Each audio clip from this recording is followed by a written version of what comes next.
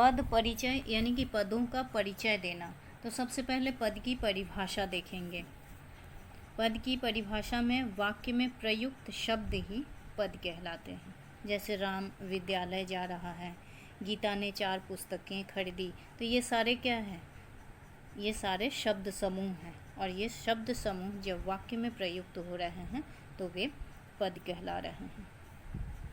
जो स्वतंत्र रूप से प्रयुक्त हो रहा है उसे शब्द की कोटि में रखेंगे। जैसे राम एक शब्द हो गया अलग से, विद्यालय अलग से एक शब्द हो गया, जा रहा है, गीता, 4 पुस्तकें खरीदी, ये सारे अलग अलग हैं, इसलिए ये शब्द कहलाएंगे। अब इसका परिचय किस प्रकार से देना है?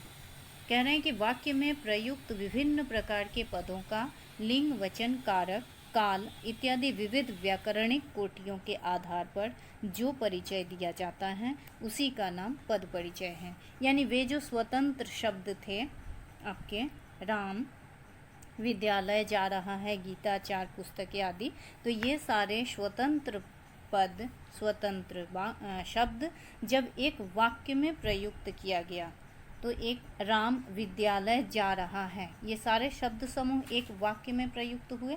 इन वाक्य का अब व्याकरणिक परिचय देना है कि राम क्या है, विद्यालय क्या है, जा रहा है क्या है।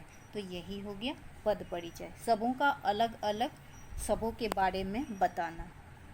ठीक है, अब देखते हैं एक उदाहरण है। युगाद्या पाठ पढ़ रही है। तो युगाद्या का परिचय हमको देना है। युगाद्या सबसे पहले देखेंगे वो है क्या, तो वो एक संज्ञा पद है, और वे किस वाचक में, संज्ञा के कौन से भेद में है, तो संज्ञा भेद में वो व्यक्तिवाचक संज्ञा है, और वे स्त्रीलिंग है कि पुल्लिंग है, तो उसमें वो स्त्रीलिंग है युगाद्या, और वे एक वचन में हैं, और वे कारक भेद बताएं तो वे कर्ता कारक में हैं। और युगाद्या पढ़ रही है, यानी पढ़ रही है क्रिया के लिए वो कर्ता का काम कर रही है। ठीक है, तो इस तरीके से युगाद्या का हो गया परिचय। अब है पाठ पढ़ रही है। पाठ पढ़ रही है में सिर्फ पाठ का परिचय हमको देना है। तो सिर्फ पाठ की बात करें तो पाठ भी एक संज्ञा पद है, और वे पाठ किस पाठ का, हिंदी पाठ पढ़ रही है कि इंग्लिश पाठ पढ़ रही है, ऐसा कुछ दिया हुआ नहीं है, यानी पाठ कोई भी हो सकता है, तो इसलिए वे जातिवाचक संज्ञा हो गए।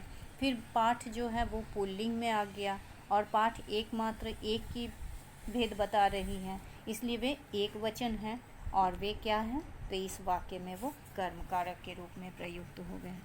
ठीक, अब है रही है, पढ़ रही है। युगाद्या पाठ पढ़ रही है। यहाँ पढ़ रही है का अगर पद परिचय दें व्याकरणिक, तो ये पढ़ रही है एक क्रियापद है। वे किस क्रिया में है, क्रियापद का भी फिर भाग बताना है, तो वे सकर्मक क्रिया है, और फिर वे संयुक्त क्रिया है, यानी पढ़ रही है। इस तरीके से वे संयुक्त क्रिया है, 2 क्रियाएं इसमें हैं। वे स्त्रीलिंग है, पढ़ रही है, युगाद्या के आधार पर यह भी स्त्रीलिंग में है, और वे एक वचन है। चूँकि युगाद्या भी एक वचन में थी, तो पढ़ रही है एक वचन का क्रियाकर्म है, और पढ़ रही है क्रिया का कर्ता युगाद्या है। तो ये क्रियापद हो गया। किसके लिए ये क्रिया है, तो युगाद्या के लिए ये क्रिया है, और वे युगाद्या कौन थी, वो कर्ता थी, तो उस कर्ता के लिए ये क्रिया है। इस तरीके से जो पूरा हम लोग परिचय दिए यही पद परिचय हो गया। और ये पद परिचय किस आधार पर दिए, तो व्याकरणों के आधार पर, व्याकरणिक हर एक भाग को बता दिए, और उस भाग को बताने के लिए हमको कुछ चीज़ों पर ध्यान देने की आवश्यकता पड़ती है। जैसे स्वतंत्र शब्द पढ़े थे, उन स्वतंत्र शब्दों के भेद हमको बताना होता है। तो स्वतंत्र शब्दों का विभाजन अगर देखा जाए तो वे विकारी शब्द और अविकारी शब्द, ये 2 रूप में रहते हैं। अब है कि विकारी शब्द क्या है और अविकारी शब्द क्या है, यह आप सभी जानते हो। विकारी शब्द जो हैं वे पद होते हैं जो लिंग, वचन, कारक या काल के कारण परिवर्तित होता है। वहीं पर अगर अविकारी शब्द की बात करें तो अविकारी शब्द एक तरह से अव्यय शब्द होता है, जिसमें वे किसी प्रकार से परिवर्तित नहीं होते हैं व्याकरणिक नियमों के आधार पर। अब विकारी शब्द और अविकारी शब्द का जो ग्रुप है, जो विभाग है, तो संज्ञा शब्द, सर्वनाम शब्द, विशेषण शब्द और क्रिया शब्द, ये सारे विकारी शब्द के अंतर्गत आता है। और क्रिया विशेषण, संबंध बोधक, समुच्चय बोधक और विषयादि बोधक आदि शब्द जो है वो अविकारी शब्द के अंतर्गत आता है।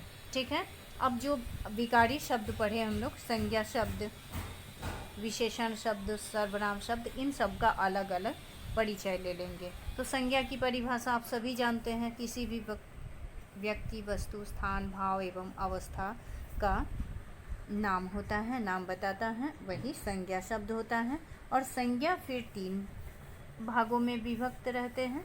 एक व्यक्तिवाचक, जैसे कि वस्तु, व्यक्ति, स्थान का बोध कराता है वैसे शब्द, जैसे राम, गंगा, जयपुर, हवा महल, ये सारे जो है व्यक्तिवाचक संज्ञा, क्योंकि एक विशेष वस्तु, व्यक्ति और स्थान का नाम बता रहा है। अब देखेंगे जातिवाचक संज्ञा में, वे संज्ञा शब्द जो किसी संपूर्ण जाति का बोध कराते हैं उन्हें जातिवाचक कहा जाएगा। जैसे युवक, बालक, कवि, तो इन सब से क्या पता चल रहा है, किसी विशेष युवक या बालक का पता नहीं चल रहा है, पूरे एक जाति का, पूरे ग्रुप का बात हो रहा है, इसलिए ये जातिवाचक संज्ञा हो गया।